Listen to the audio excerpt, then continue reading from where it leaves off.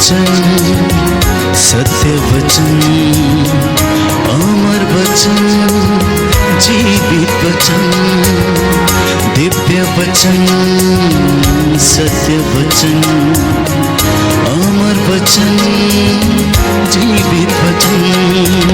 साई दा बामा बनी दा बामा बगरे रे सा नी रे सा नी रे सा नी रे सा नी रे सा। दिव्य वचन, सत्य वचन, अमर वचन, जीवित वचन, दिव्य वचन, दिव्य वचन।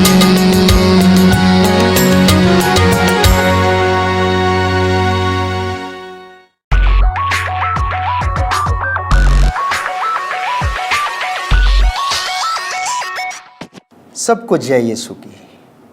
मसीह में मेरे प्यारे भाइयों तथा बहनों, आज का विषय है पवित्र आत्मा।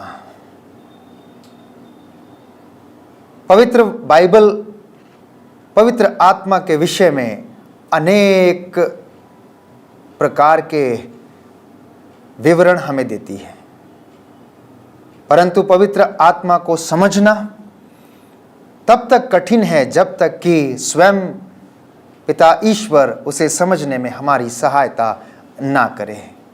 इसलिए मैं आपके लिए संत योहन के सुसमाचार अध्याय 14 पद संख्या 15 और उससे आगे पढ़ूंगा।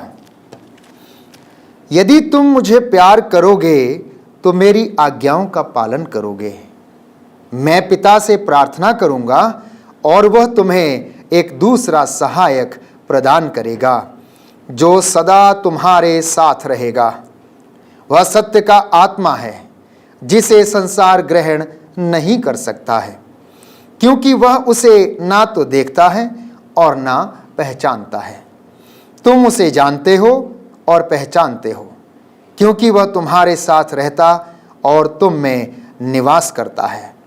मैं तुम लोगों को अनाथ छोड़कर नहीं जाऊंगा, मैं तुम्हारे पास आऊंगा। थोड़े ही समय बाद संसार मुझे फिर नहीं देखेगा, तुम मुझे देखोगे, क्योंकि मैं जीवित रहूंगा और तुम भी जीवित रहोगे।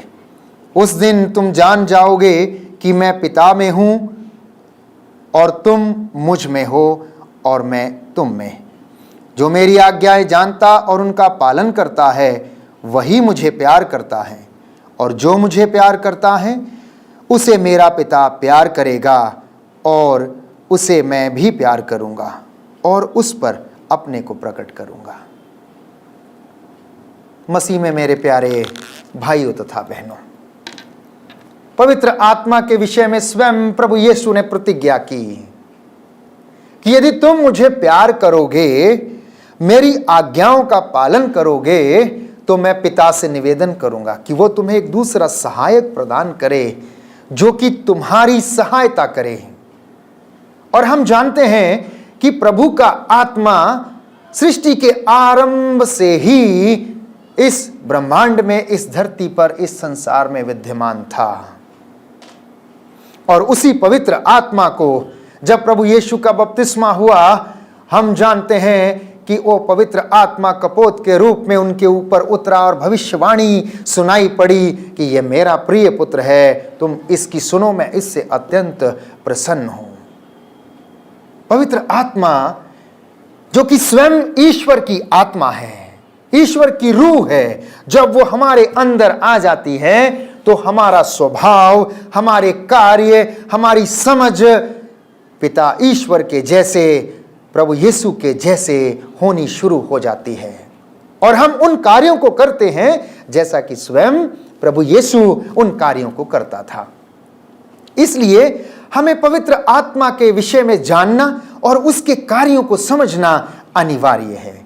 इसलिए मैं आपसे इन कुछ क्षणों में पवित्र आत्मा से संबंधित कार्यों पर मनन चिंतन करूंगा। मैं विश्वास करता हूं कि ये मुझे और आपको पवित्र आत्मा के कार्यों को समझने में हमारी सहायता करेगा। सर्वप्रथम पवित्र आत्मा का कार्य यह है कि वह हम पर ईश्वर की इच्छा को प्रकट करता है। जैसा कि मैं आपको कुछ उदाहरण देना चाहूंगा। नबी यिर्मयाह का ग्रंथ अध्याय 29 पद संख्या 11 कि तुम्हारे लिए निर्धारित योजनाएं मैं जानता हूं और वो तुम्हारे हित की योजनाएं हैं, अहित की नहीं। प्यारे भाई और बहनों, ईश्वर कभी किसी का बुरा नहीं चाहता है। वो हमेशा चाहता है कि उसके बच्चे, उसके आराधक, उसके भक्त, उसके शिष्य उसके सामर्थ्य को और चंगाई को अपने जीवन में अनुभव करें। इसलिए वो कहता है कि मैं तुम्हारे हित की योजनाएं बनाता हूं, अहित की नहीं। मैं चाहता हूं कि तुम फल उत्पन्न करो और मुझ में बने रहो। मेरी जो योजनाएं तुम्हारे लिए हैं वो तुम्हारे लाभ के लिए हैं, तुम्हारी उन्नति के लिए हैं। इसलिए मैं उन योजनाओं को तुम पर प्रकट करता हूं। नबी यशायाह का ग्रंथ अध्याय 55 पद संख्या 8 और 9 में प्रभु का वचन हमें इस प्रकार याद दिलाता है कि तुम लोगों के विचार मेरे विचार नहीं हैं। क्रिस्त में मेरे प्यारे भाइयों तथा बहनों, वास्तव में यह बात सही है कि प्रभु के विचार हमारे विचार नहीं हैं। हम अपने लिए योजनाएं बनाते हैं। मनुष्य सुबह सोकर उठता है और दिन भर के लिए योजनाएं बनाता है। आप भी बनाते होंगे, मैं भी बनाता हूं। सुबह उठता हूं, मिस्सा बलिदान अर्पित करना और उसके बाद पूरा पेन से अपने डायरी में लिखना कि अब इतने वक्त मैं यहां पर जाऊंगा, इतने समय पर मैं ये कार्य करूंगा, इतने समय पर मैं ये घूमने के लिए जाऊंगा। और ये योजनाएं मैं और आप सुबह से लेकर शाम तक बनाते रहते हैं। प्रभु हमें उस धनी व्यक्ति के विषय में बताता है जिसने अपने जीवन और धन संपत्ति के लिए योजना बनाई और वो कहने लगा अब मेरे पास पर्याप्त है, मैं अपना अनाज बखारों में जमा करूंगा और उसे जीवन भर के लिए इस्तेमाल करता रहूंगा। अब मुझे किसी कार्य को करने की जरूरत नहीं है। और रात के समय प्रभु उसे स्वप्न में दिखाई दिया और उससे कहा, रे मूर्ख, कौन सी योजनाओं की तुम बात करते हो? कौन सी धन संपत्ति की तुम बात करते हो जिसे तुम इन बखारों में जमा करना चाहते हो?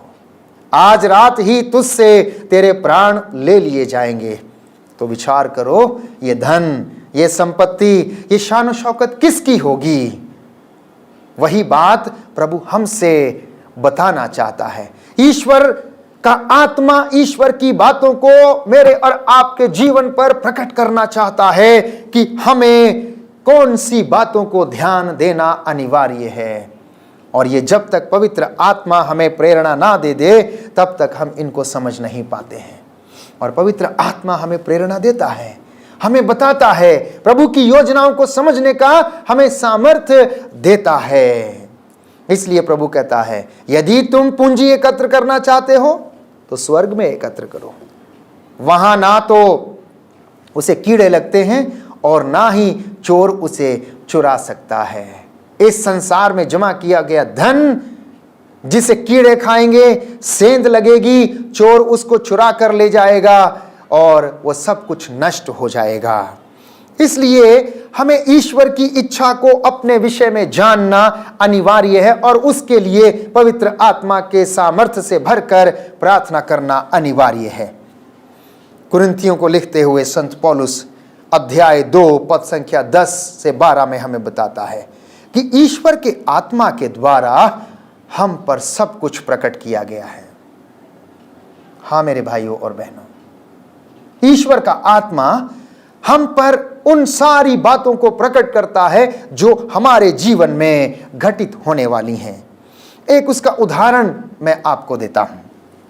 नबी दानियल के ग्रंथ में हम पढ़ते हैं अध्याय 4 पद संख्या 6 में कि पवित्र आत्मा से भरकर नबी दानियल राजा नबूकदनेस्सर के महल में कार्य करता है और उसके स्वप्नों का उल्लेख करता है, व्याख्या करता है। जब राजा नबूकदनेस्सर नबी दानियल के इस सामर्थ्य और उसकी इस असाधारण प्रज्ञा को देखता है और उसे जानने का प्रयास करता है तो वो एक ही बात उससे कहता है कि दानियल, मैं जानता हूं कि तुम पर ईश्वर का आत्मा हमेशा छाया रहता है। तुम में उस सच्चे ईश्वर का आत्मा निवास करता है जिसकी तुम आराधना करते हो, जिसकी तुम स्तुति करते हो, और वो सारे रहस्य तुम पर प्रकट करता है। नबी दानियल एक असाधारण मनुष्य था। पवित्र आत्मा उसके अंदर कूट कूट कर भरा हुआ था।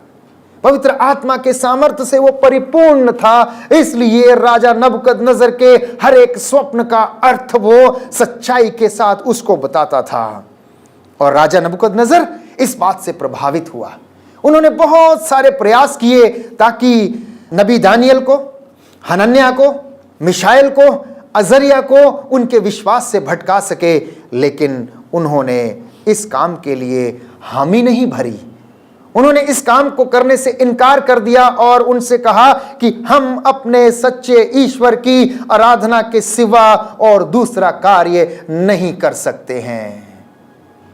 और हम जानते हैं कि पवित्र आत्मा नबी दानियल के जरिए, हनन्याह, अजरिया और मिशाएल के जरिए उन बहुत सारे लोगों के जीवन में उदाहरण बन गए, सच्चे भक्त और सच्चे ईश्वर के भक्त बन गए।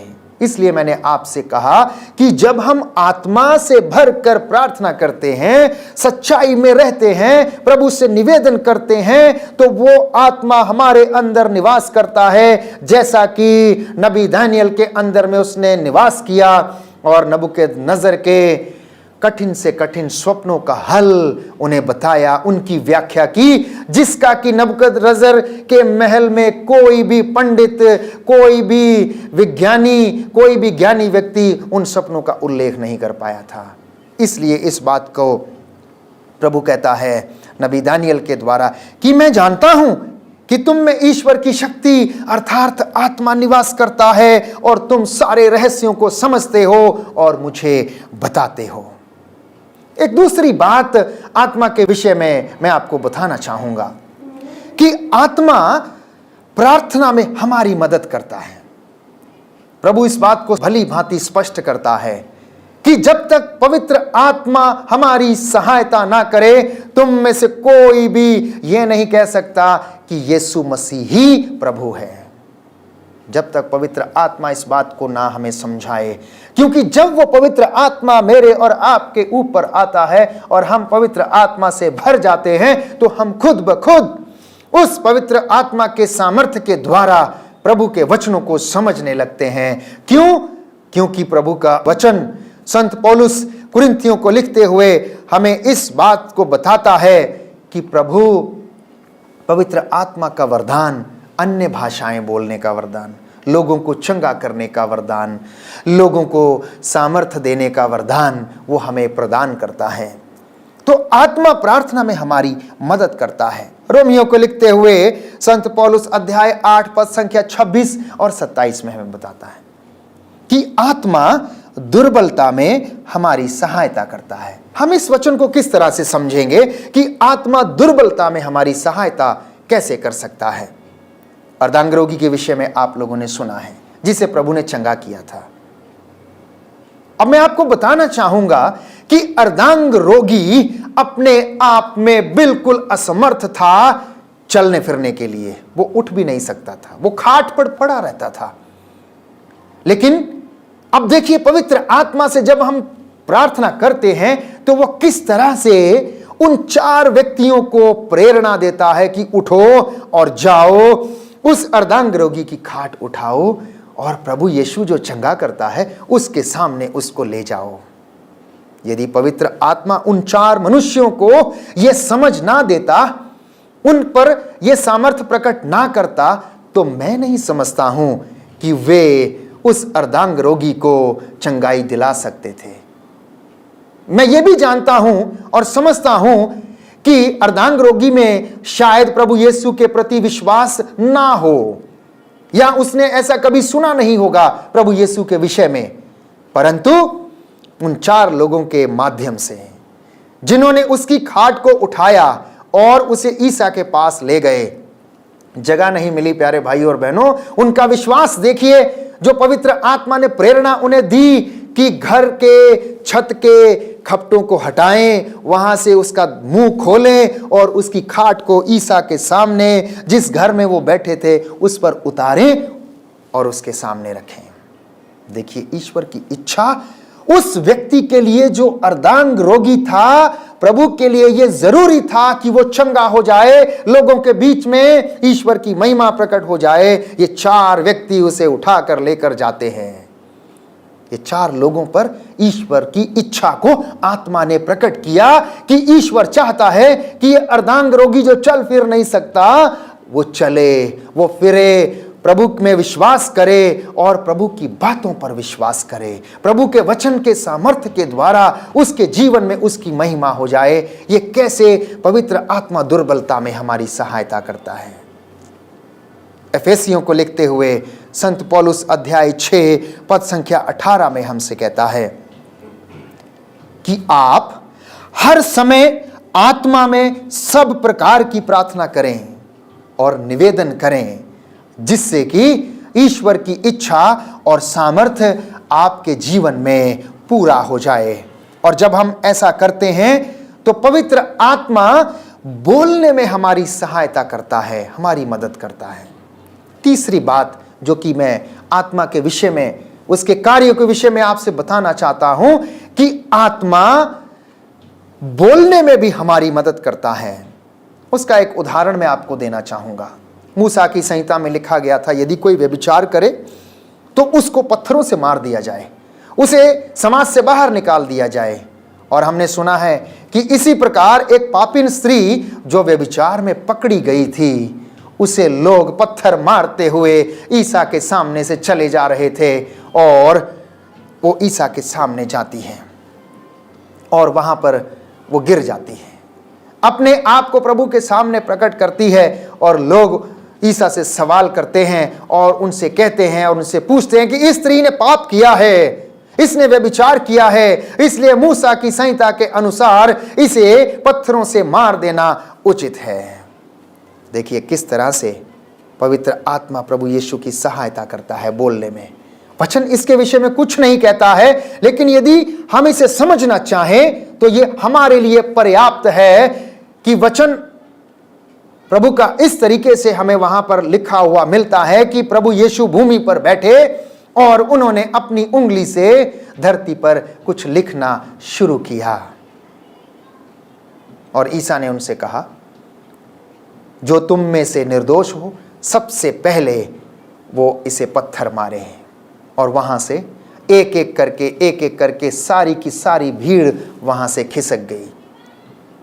ध्यान देने की बात है मेरे प्यारे भाइयों तथा बहनों कि आखिर प्रभु को उस वक्त क्या प्रेरणा मिली जो कि पवित्र आत्मा ने उन्हें दी इतने लोगों के सामने उस व्यभिचार में पकड़ी गई स्त्री के लिए उसके बचाव में इन बातों को बोलना। प्रभु यीशु का संबंध जब कभी भी यहूदियों और फरीसियों से हुआ, जब जब उन्होंने उनसे सवाल पूछे, हर बार प्रभु ने उन्हें ऐसा जवाब दिया कि किसी के पास उसका उत्तर नहीं होता था। कितनी बड़ी बात है। क्यों? क्योंकि प्रभु का आत्मा प्रभु यीशु मसीह के साथ जब से उनकी सेवकाई शुरू हुई थी, यरदन नदी में बपतिस्मा लेते हुए, तब से पवित्र आत्मा उनके साथ था, उनकी बोलने में सहायता करता था, समझने में उन्हें मदद करता था, कार्यों को करने में, सेवा करने में उनकी मदद करता था और सबसे ज्यादा बोलने में उनकी सहायता करता था। मार्कुस का सुसमाचार अध्याय 13 पद संख्या 11, जब वे तुम्हें अदालत के हवाले करेंगे या अदालतों में तुम्हें घसीट कर लेके जाएंगे तो प्रभु कहता चिंता मत करो, तुम्हें शब्द दिए जाएंगे, तुम्हें बोलने का सामर्थ्य दिया जाएगा कि तुम्हें उस वक्त क्या बोलना है। यह स्वयं प्रभु का वचन है जो हमें याद दिलाता है। प्रेरित चरित्र अध्याय 2 पद संख्या 4, वे सब पवित्र आत्मा से परिपूर्ण होकर भिन्न भिन्न भाषाएं बोलने लगे।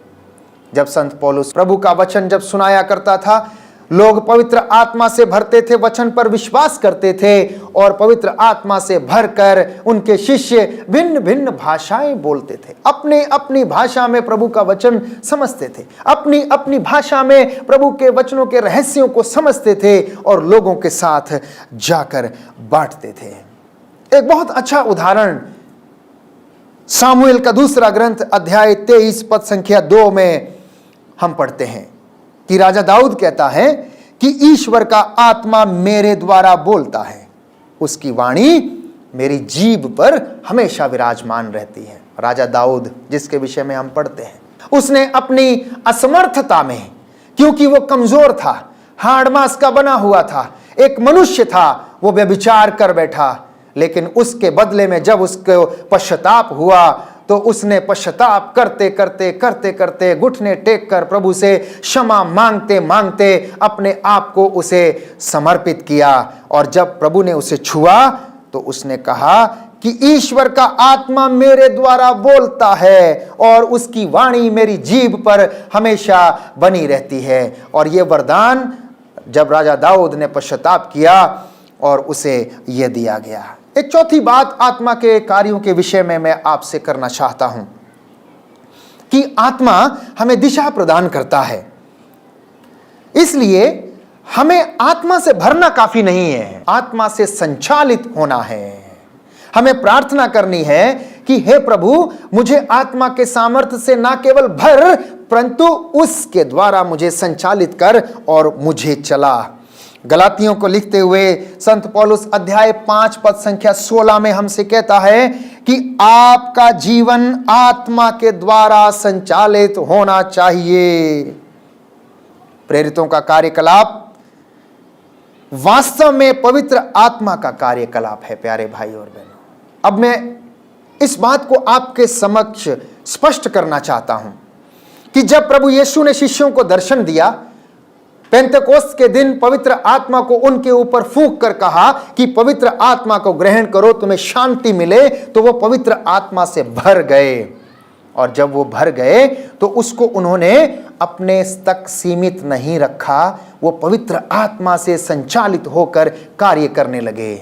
इसलिए प्रेरितों का कार्यकलाप में हम देखते हैं कि शिष्यों ने दूर दूर जाकर लोगों को प्रभु के वचन को सुनाया, बहुत सारे रोगियों को चंगा किया, पेतरुस ने अर्धांग रोगियों को चंगा किया। प्रेरितों का कार्यकलाप इस विषय में साक्ष्य देता है। वास्तव में प्रेरित चरित्र पवित्र आत्मा का कार्यकलाप है जो कि शिष्यों के द्वारा लोगों के जीवन में संपन्न हुआ। इसलिए पवित्र आत्मा से भरकर शिष्यों ने उन सारे कार्यों को किया जिन कार्यों को स्वयं प्रभु यीशु किया करता था।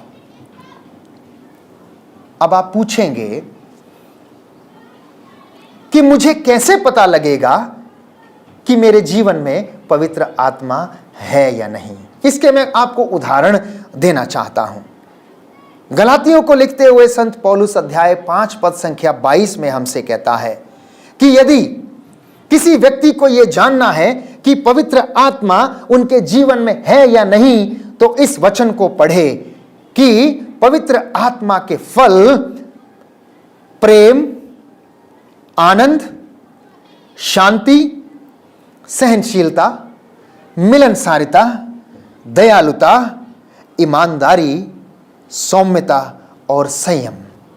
यदि ये बातें और ये फल मेरे और आपके जीवन में नहीं है तो शायद हमारे जीवन में पवित्र आत्मा की उपस्थिति नहीं है।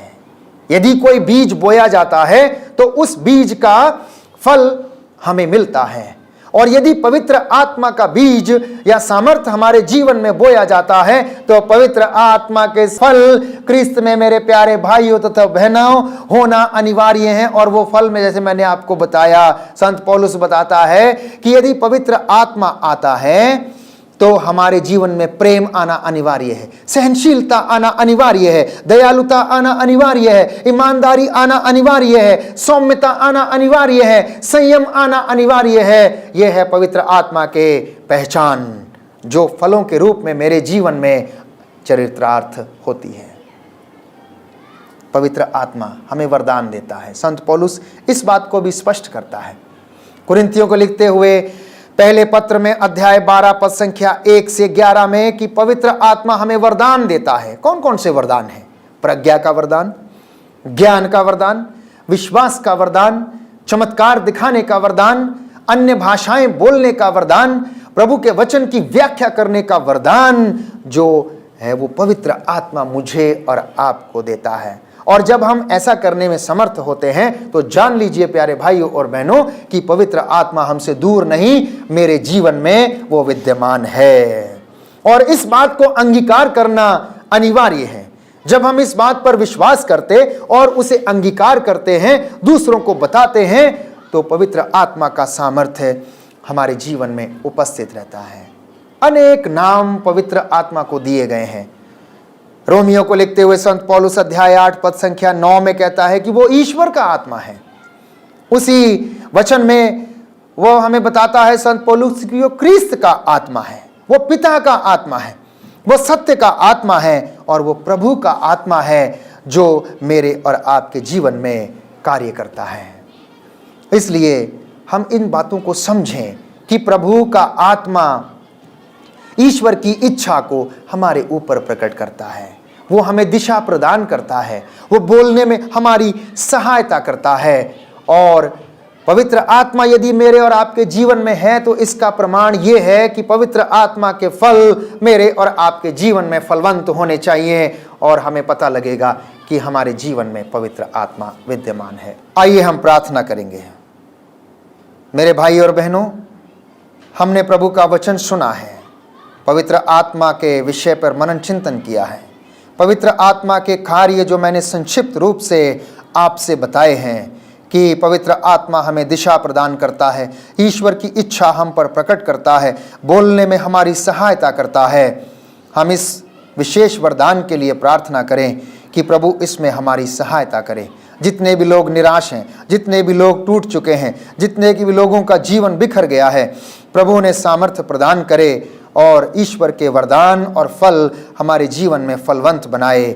और इसी प्रार्थना के साथ आज के वचन पर मनन चिंतन करते हुए हम पूरा दिन व्यतीत करेंगे। इसलिए प्रभु की आशीष हम इस विशेष कृपा के लिए मांगे। मैं तो टूटा हूँ, मुझको जोड़ने तू आजा, हे पावन आत्मा मुझको तेरी जरूरत है, हे पावन आत्मा मुझको तेरी जरूरत है, हे पावन आत्मा। आमीन।